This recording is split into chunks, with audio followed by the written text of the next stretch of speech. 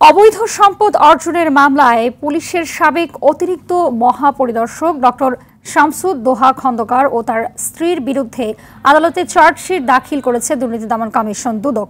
দুদকের অভিযোগ, এই দম্পতি জ্ঞাত আয় বহির্ভূত বিপুল সম্পদের মালিক। 2019 সালে তাদের বিরুদ্ধে জ্ঞাত আয় বহির্ভূত সম্পদ অর্জনের অভিযোগে মামলা করে দুদক। ঢাকা সহ দেশের বিভিন্ন স্থানে 1027 শতক জমি আছে তাদের নামে। দলিলে এসব জমির দাম 70 কোটি টাকা দেখানো হলেও এর বাজার দর 500 কোটি টাকারও বেশি হবে।